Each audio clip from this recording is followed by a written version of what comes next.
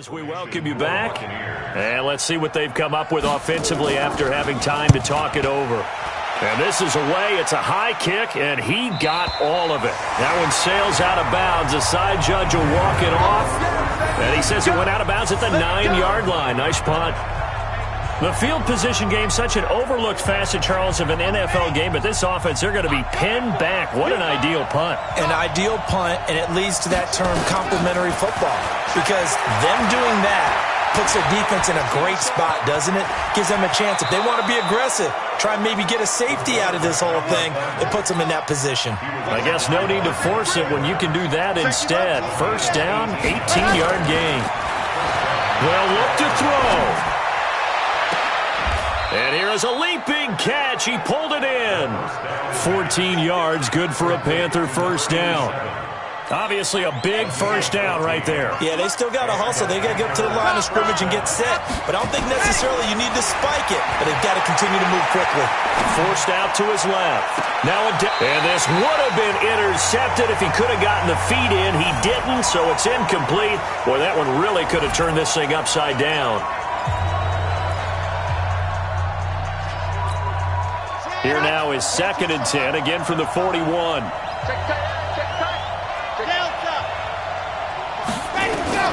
Back to throw. And this one incomplete. Too much contact to hold on to that one, and it's 3rd down. That would have been a tough catch, but in this 2-minute drill, those are the ones you really hope your guys come up with. Yeah, you don't want your guy to be able to take the out because it was a tough catch. You needed him to come up with that one, because if he does, it alters the perspective of this 2-minute drill, doesn't it? And he clocks it with just over 30 seconds left.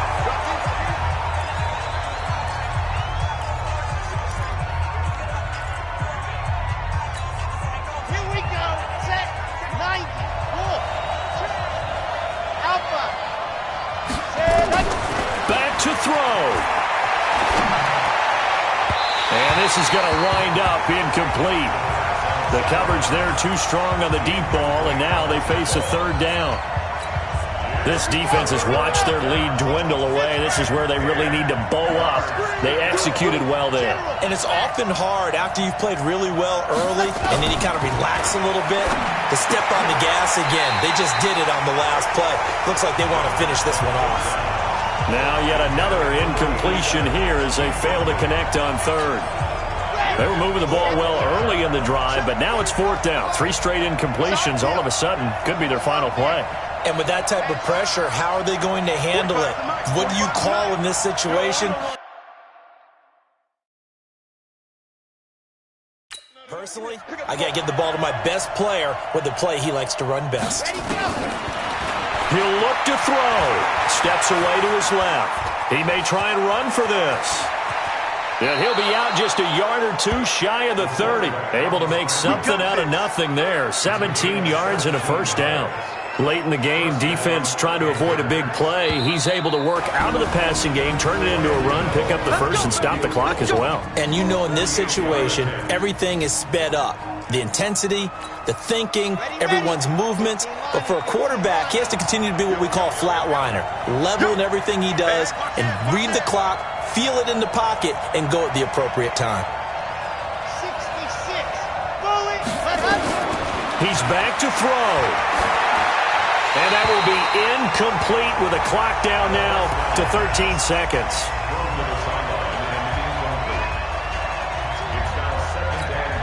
And for the 2nd time tonight, this field goal unit comes out here. This to potentially send us to overtime. The Bucs going to go ahead and use the 2nd of their timeouts.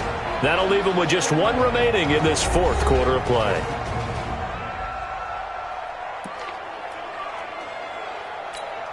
And for the 2nd time tonight, this field goal unit comes out here.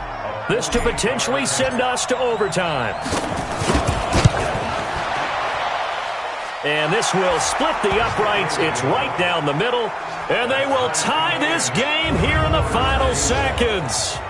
So a money kick there in the final seconds, and now, barring any hijinks on the kickoff here, partner, I think you and I, we're going to settle in for a little overtime. And I wouldn't have it any other way. This has been a dogfight all through regulation. No reason to think it won't continue in the extra period.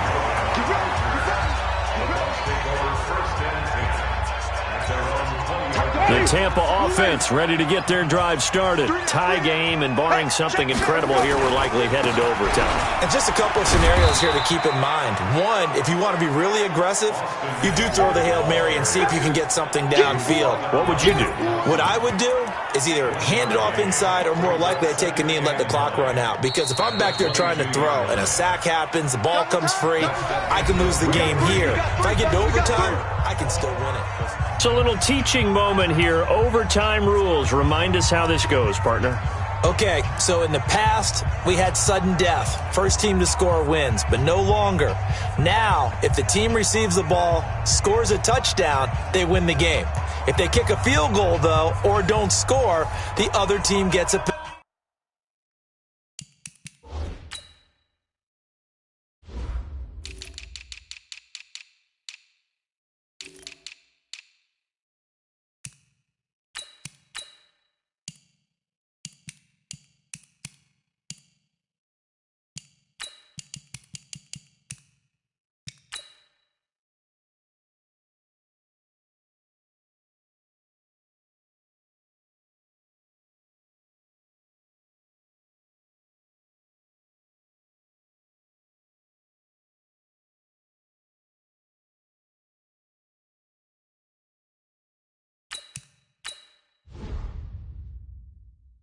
possession. And after both teams get a possession, then we're into sudden death. First team to score wins the game. This is fielded at the goal line. And it's a pretty good return here as he'll get it up to the 29-yard line. Carolina getting set to take the field. They're set for their first drive here in overtime, and this is where the crowd can really become a factor. They've had to battle it all day, but I know what you're saying. In overtime, that gets doubled, doesn't it? At least, because now the crowd really wants to be involved and help their team, and that first drive can dictate the whole thing because they know if this team takes it downfield and scores a touchdown, it's game over. It's been loud in here so far. 5 yards on the carry. Good pickup on first down. Now a first throw here in overtime. Quick slant, caught by Moore. And getting this just shy of midfield, they'll spot it at the 49. 15 yards on the play, first down.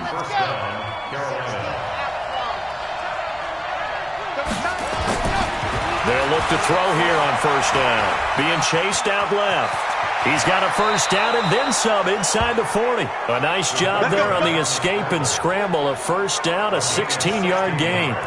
Partner, as a quarterback, sometimes you just got to know when the clock has gone off in your head, it's time to go. Tuck it and get all you can. Ball up to the 35 now as they come up on 1st and 10. A lane opens up that time as he'll be brought down just short of a first after a gain of about 9. Defense. In overtime, you have to be smarter than that. A personal foul just can't happen. Have to have poise. 22 yards on the pickup there. So the yellow flag came out, and that leads to a new set of downs for this offense. 1st and 10. Finds his tight end Ingram. And they'll go backwards here, losing yardage to the 14. That's going to go as a loss of 1 on first down. That pass play wound up for negative yardage, so here's 2nd and 11. 2 minutes left in this overtime session, and still all tied.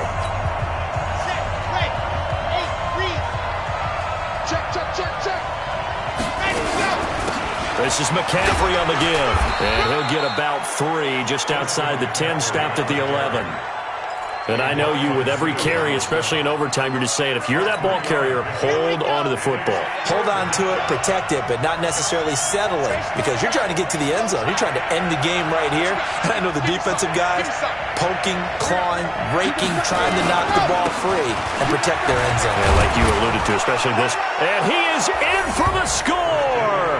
And it is absolute stunned silence here as they win it on the road in overtime.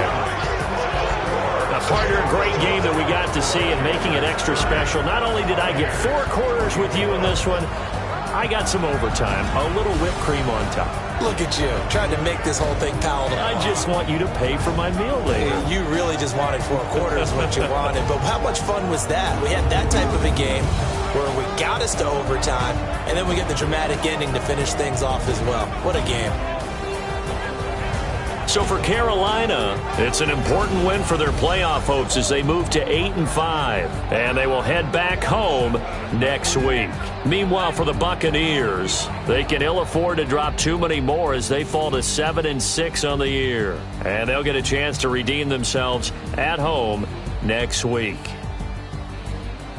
And for Charles Davis and our entire crew here at EA Sports, I'm Brandon Gaudin saying so long, everybody.